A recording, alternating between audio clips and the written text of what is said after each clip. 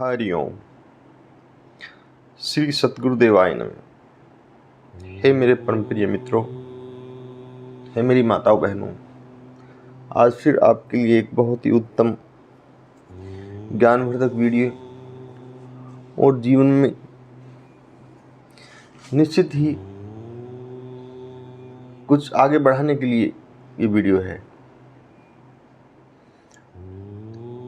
सर्वप्रथम तो आज मैं फिर आपको याद दिलवाता हूँ कि जब भी आप बैठे कमर सीधी करके बैठें, कोशिश करें। नंबर 2, जब भी समय मिले मौन रहने की कोशिश करें। सुबह शाम तो कम से कम जरूर 10-10, 20-20 मिनट, आधा घंटा अभ्यास करें। नंबर 3, चेहरा शांत हो और उस पर तेज चमकता हो, आनंद का तेज, खुशी का तेज अंदर से, ताकि जो भी आपको देखें उसका भी ये परेशानी, टेंशन दूर हो जाए। और नंबर 4, अपनी जीभ उल्टी करके तालू के लगा के जितना अभ्यास करोगे दिन में, आप देखना उतनी आपके व्यक्तित्व में निखार आना शुरू हो जाएगा। ये यौगिक क्रियाएं हैं जो बता रहा हूँ। अब विषय आता है। हे प्रिय मित्रों, हम जो चाहें उसी तरह अपने बच्चों का भविष्य तय कर सकते हैं, बच्चों का भविष्य बना सकते हैं, लेकिन हम उस तरफ ध्यान ही नहीं देते। आपने सुना होगा और देखा होगा तकरीबन सभी ने ही, महाभारत में कि अभिमन्यु ने गर्भ अवस्था में ही जो है सुभद्रा की गर्भ में ही चक्रव्यूह की विद्या सीख ली थी। अब उसको थोड़ा हैरान मानते हैं, लेकिन ऐसा नहीं है। आप जब चाहो, जैसे चाहो वैसे ही संतान उत्पन्न कर सकते हो, बशर्ते आपके भी मन और विचार और कर्म इतने ही उत्तम होने चाहिए। अब देख लीजिए, एक हमारे मित्र हैं, मैं उन्हें जानता हूँ अच्छी तरह, वे हमें जानते हैं। उनके एक पुत्र है, 22-23 वर्ष का है। जब वे माता के गर्भ में था तब वे बहुत दोनों अच्छी भक्ति पूजा में डूबे हुए थे। और आप देखना वो बच्चा 22-23 वर्ष का हो गया है, तो वही उसके ध्यान है।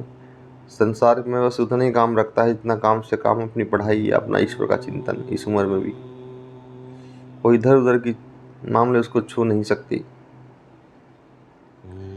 और ऐसा नहीं कि संसारिक सब कार्य करता है, सब जानता है, लेकिन सबसे ही दूर है।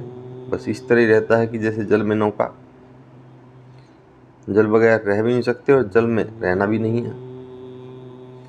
देखो, इतनी कम उम्र में उसको आत्मज्ञान प्राप्त हो गया। तो प्रिय मित्रों, ये सब उसके माता पिता के गर्भावस्था के जिए जीवन के संस्कार हैं। और बाद में फिर उसने देखे तो उसी तरह ये संस्कार जागृत हो गए। तो इसी तरह हम भी जैसा चाहें अपने संतान उत्पन्न कर सकते हैं। ऐसा नहीं है कि नहीं हो सकते, बिल्कुल हो सकते हैं। हे मेरे परम प्रिय मित्रों, मैं आपसे बार बार करबद्ध निवेदन करता हूं कि अच्छे संस्कार दें, उत्तम संस्कार दें। सर्वप्रथम जब भी आपको संतान की इच्छा हो, उस समय है ना, कृष्ण पक्ष और शुक्ल पक्ष होते हैं, तो शुक्ल पक्ष होना चाहिए ज्यादातर। और उस समय शयन कक्ष में आपकी पत्नी भी आपके सीधे हाथ पे हो, लेटे हुए होते हैं, तो सीधे हाथ पे रहने चाहिए। और जब भी आप जो है सोने से पहले प्रभु चिंतन, हरि चिंतन, संकीर्तन या फिर सत्संग जो भी हो, आप वो करते करते ही सोएं। आप देखना बच्चा बहुत ही आपका ये धार्मिक प्रवृत्ति का होगा, बुद्धिमान होगा, ज्ञानवान होगा। और यदि आप बिल्कुल ही और सांसारिक बुद्धिमती रखते हो तो कुछ जो है, जब तक गर्भावस्था में कुछ रामायण वगैरह इस तरह ग्रंथ हैं, हमारे गीता हैं, आप उनका अध्ययन करते करते रात में, तब माता को सोना चाहिए। पिता द्वारा वे ग्रंथ सुनाने चाहिए, रामायण हो या फिर श्रीमद् भगवत गीता। फिर देखना बच्चे की बुद्धि और भी ज़्यादा प्रखर और जो है भगवत कृपा से भरपूर होगी। जो बच्चा होगा वो विलक्षण ही होगा। प्रिय बंधुओं, ये सब बातें ऐसी नाहक ही व्यर्थ नहीं है जो मैं आपसे बता रहा हूँ, ये पूर्ण सत्य हैं। और आपसे इसलिए बता रहा हूँ कि आप प्रैक्टिकल करें और अपने जीवन को आप भी धन्य बनाएं। मैं ऐसे नहीं बता रहा हूँ कि आप सुनो और कोई मनोरंजन का साधन है, ना ना ना।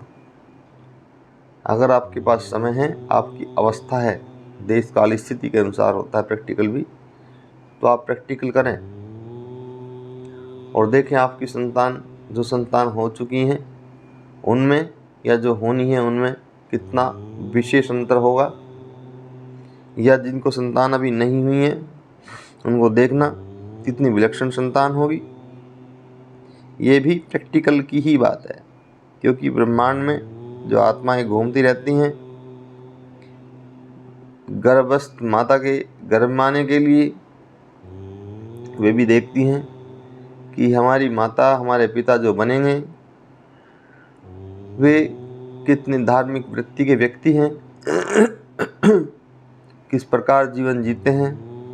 अगर धार्मिक आत्मा होगी तो वे धार्मिक माता पिता का ही चयन करेंगी, और अगर तामसिक होंगी तो तामसिक माता पिता को ही ढूंढ लेंगी, सात्विक होंगी तो सात्विक माता पिता को ही ढूंढ लेंगी, चाहे उन्हें थोड़ा समय लगे। तो हमेशा वे ऐसे ही गर्भ की तलाश में रहती हैं आत्माएं, जहाँ पे उनको इसी प्रकार का माहौल और जीवन मिले। हे मेरे परमप्रिय मित्रों, इसलिए अपनी संतान का जीवन स्वयं बनाएं और उत्तम जीवन बनाएं, उत्तम जीवन दें। अपने क्षणिक समय के स्वार्थ के लिए ये मत भूलो कि संतान का दुख और सुख आजीवन होता है। फिर ये बहुत ही गूढ़ रहस्य आज मैंने आपसे बताया है। आप देखना मित्रों, चिंतन मनन ध्यान करके और इसका प्रैक्टिकल करके। इसी के साथ ही आप सबको करबद्ध प्रणाम।